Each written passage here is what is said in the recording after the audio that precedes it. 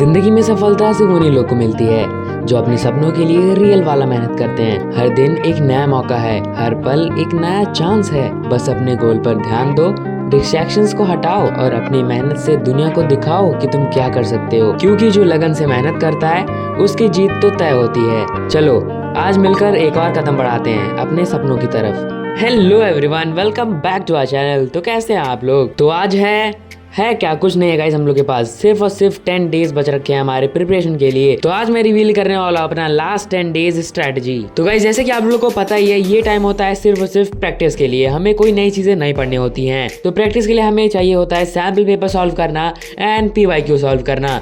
तो गाइस आज मैं ऐसा टाइम टेबल बताने वाला हूँ, मीन्स टाइम टेबल नहीं, आपको बताने वाला हूँ कि एक दिन में आपको क्या क्या करना चाहिए जिससे कि आप बहुत अच्छा स्कोर कर पाओ क्लास 10 के बोर्ड एग्जामिनेशंस में।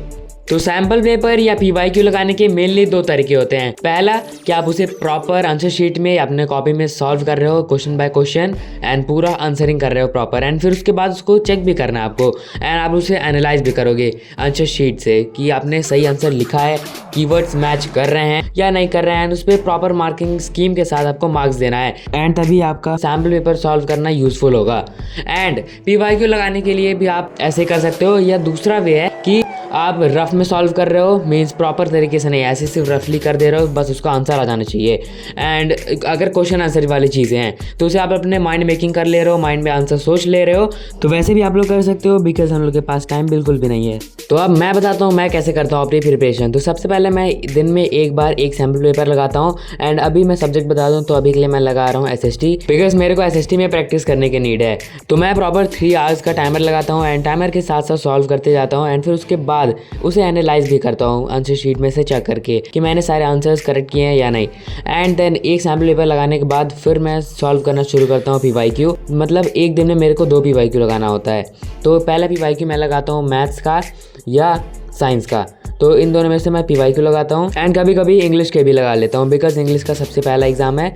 एंड जो PYQ मैं सॉल्व करता हूँ वो मैं या तो रफ में करता हूँ या क्वेश्चन पेपर पे ऐसे सॉल्व कर लेता हूँ फटाफट, एंड उस पर ज़्यादा मतलब ध्यान नहीं लगाता हूँ कि मेरे को एकदम प्रॉपर सॉल्व करना है राइटिंग वाइटिंग को देख के।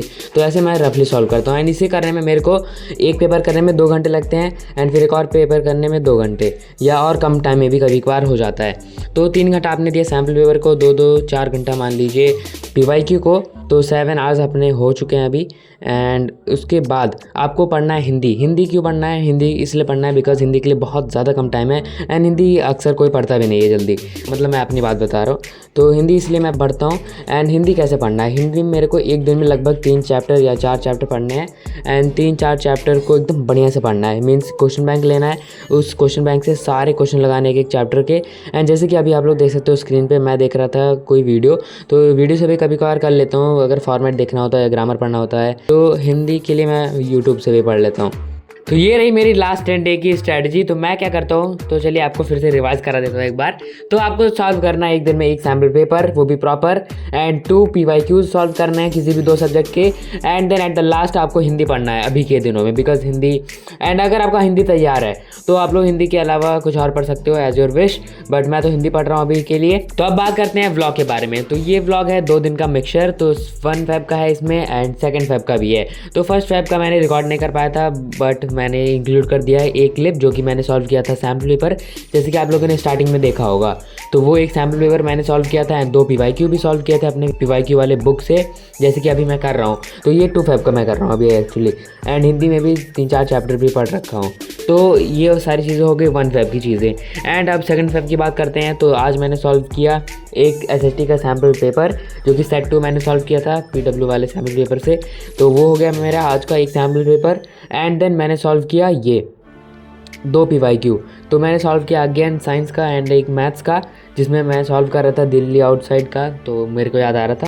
तो ये PYQs मैंने सॉल्व किए, and then at the last मैंने सॉल्व किया आज मतलब पढ़ा हिंदी, जिसमें मैंने फॉर्मेट्स लर्न किए एंड हिंदी के कुछ चैप्टर्स भी पढ़े। And now let us talk about my favourite productivity hacks, study smarter not harder. तो सबसे पहला है the 2 minute rule that help us to beat procrastination. अगर कोई काम 2 मिनट में हो सकता है तो तुरंत कर लो, छोटी छोटी चीजें डिले मत करो। मीन्स नोट्स ऑर्गेनाइज करना या कोई क्वेश्चन सॉल्व करना एंड ETC। ये हैबिट प्रोडक्टिविटी बूस्ट करती है और काम पाइल अप नहीं होता। तो हैक नंबर 3 है द फेनमैन टेक्निक, जो कि हमें हेल्प करता है स्मार्टर रिवीजन करने में। अगर आप किसी टॉपिक को सिंपल लैंग्वेज में एक्सप्लेन कर सकते हो तो इसका मतलब है आपको अच्छे से समझ में आ गया है।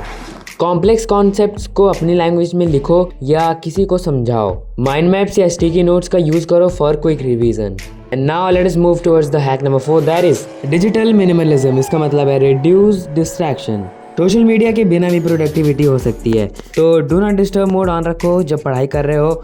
सोशल मीडिया को लिमिट करो या एक सेपरेट स्टडी फोन या टैबलेट यूज करो जिसमें सिर्फ एजुकेशनल ऐप्स हों। नाउ अब बढ़ते हैं हैक नंबर 5 की तरफ, that is active recall, the smartest way to remember.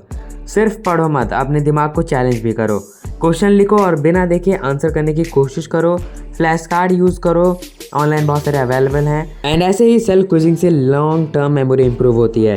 तो आप लोगों ने कभी ना कभी एक्सपीरियंस किया होगा, आप लोगों ने कोई क्वेश्चन रीड किया होगा एंड फिर मन में जब आप लोग आंसर मेकिंग करते हो तो वो काफ़ी अच्छा लगता है। मीन्स आपको रिवाइज हो जाती है लॉन्ग टर्म के लिए हर एक चीज़ें।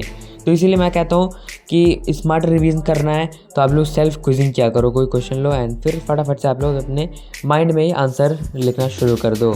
तो ये थे मेरे फेवरेट प्रोडक्टिविटी हैक्स जो मेरी लाइफ इजी बना देते हैं। आपको कौन सा सबसे ज़्यादा पसंद आया कमेंट्स में ज़रूर बताना, और वीडियो अगर हेल्पफुल लगी हो तो लाइक, शेयर एंड सब्सक्राइब करना मत भूलना।